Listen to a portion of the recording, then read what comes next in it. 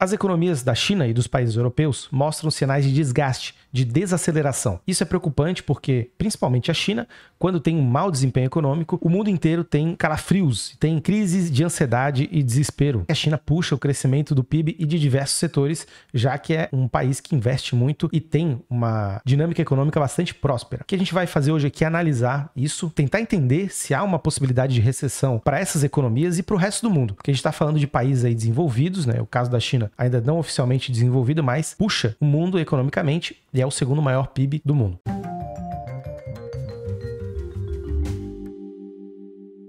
Meu nome é Bruno Hemming, eu sou economista, doutor em Relações Internacionais, e aqui a gente vai discutir a economia e a política do desenvolvimento econômico e da recessão e crise. Será que a gente pode chegar na crise econômica? Será que isso pode realmente trazer consequências graves? E isso tem impacto até para o Brasil, o resto do mundo? A gente vai entender isso aqui hoje. Antes de mais nada, eu quero falar, em relação à China, que os dados que eu estou para mostrar para vocês, e discutir com vocês, são um recorte agora dos últimos tempos e a gente precisa levar em conta que houve Covid, houve a guerra entre Rússia e Ucrânia, um aumento brutal dos produtos do tipo commodity, tanto de petróleo como de grãos, e isso, obviamente, impacta negativamente as economias. Agora, o que assustou, no primeiro momento, os analistas e as casas de análises internacionalmente é a possibilidade de decrescimento das projeções do aumento, da elevação do PIB da China.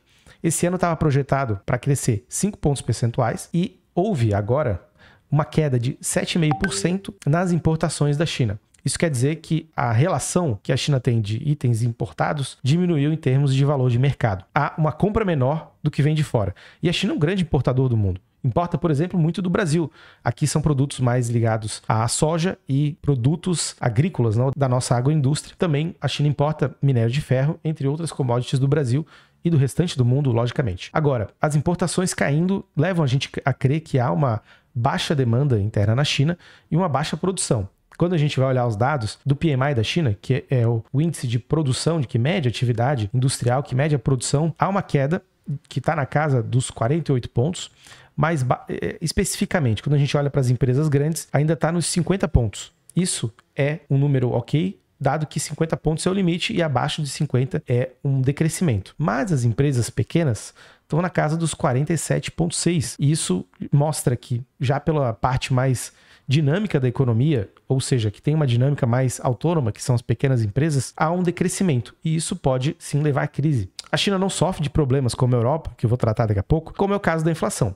A China tem uma inflação que é controlada e inclusive ela vem caindo bastante, não dá sinais de que vá se elevar e vem caindo consistentemente. E isso já aponta para um outro sinal, que é a possibilidade de deflação. Há sim um movimento de tentar entender se o que a China está vivendo agora é uma deflação que leva a uma diminuição da atividade econômica, que indica que vai haver uma diminuição da atividade econômica e com isso uma crise ou recessão. Mas é cedo para falar ainda. Outros dados da economia chinesa vão ser trazidos aqui para esse canal e eu vou discutir porque eles vão dar uma noção para a gente do que pode acontecer. Para hoje, o que a gente tem que analisar é que é preocupante sim, há um decrescimento da inflação de maneira generalizada na China e um país que tem medidas bastante expansivas em termos de base monetária, em termos de taxa de juros, porque quer ativar a economia. Houve também um período de algumas crises de dívidas a níveis regionais, mas isso eu acho que não está tão na pauta agora. O que está na pauta é essa possibilidade de decrescimento que uma deflação aponta que pode estar existindo. E isso é problema de demanda efetiva.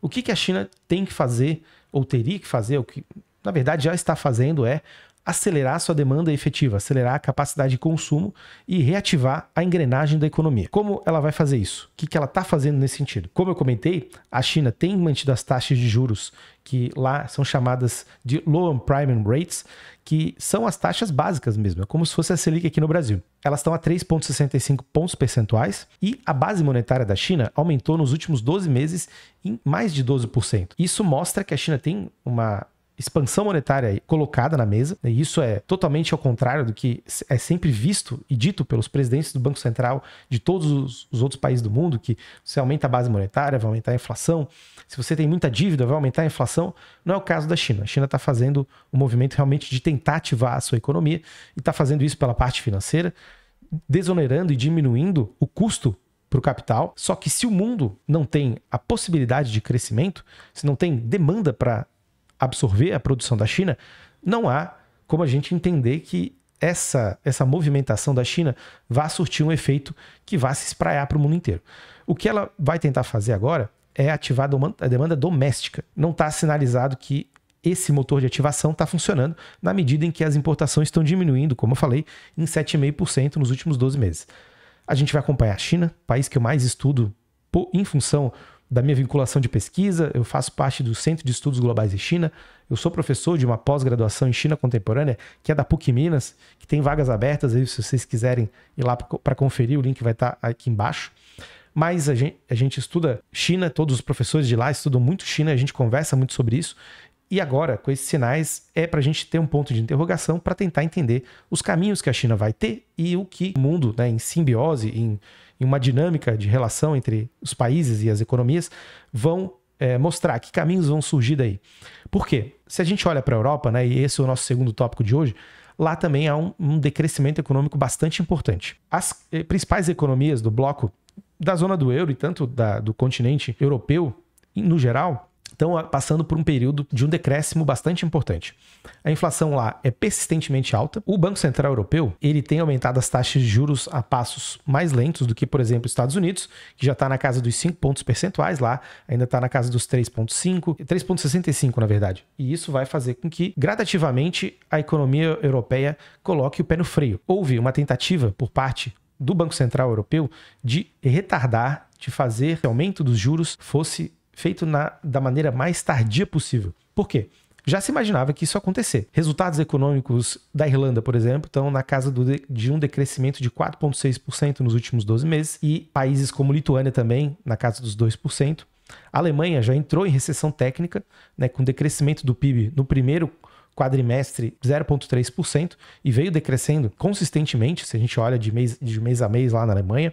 Então, uma economia já está em recessão técnica, que é quando há 2 trimestres seguidos de decrescimento econômico. E países como Holanda, como Grécia, têm também uma economia com uma projeção de crescimento baixa. Comentando a questão da inflação, a gente vê que a inflação está na casa de 8,1%. Então, esses aumentos de taxa de juro que estão sendo praticados pelo Banco Central Europeu estão freando o crescimento das economias do bloco e não necessariamente fazendo frente à inflação que persistentemente está lá no alto.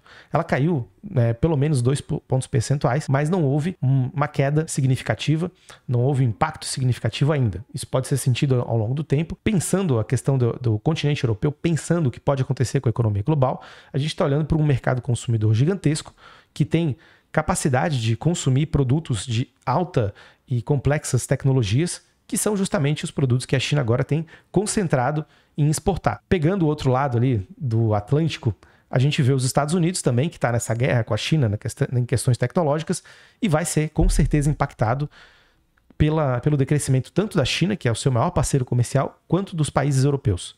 A Europa, então, está em maus lençóis, está fazendo uma contração monetária, a atividade econômica de diversos países tem se deteriorado e sem uma projeção de crescimento, sem uma projeção de mudança disso. Agora, o que a gente pode pensar para o resto do mundo?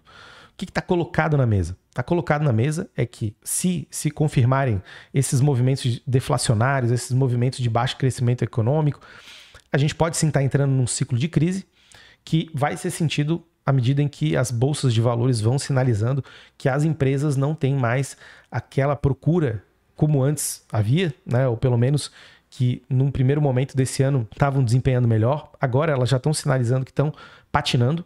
Países como o México tinham um bom desempenho em termos de bolsa de valores. O Brasil está desempenhando bem, mas a gente também vai ser impactado caso haja uma recessão na China ou na Europa, ou mesmo nos Estados Unidos. A gente está falando aí dos destinos mais importantes da nossa produção. E pensando que a nossa produção é agro, é commodity. E quando há uma crise, há uma variação brutal dos preços das commodities. E claro, se há uma variação, pode ir para cima ou para baixo.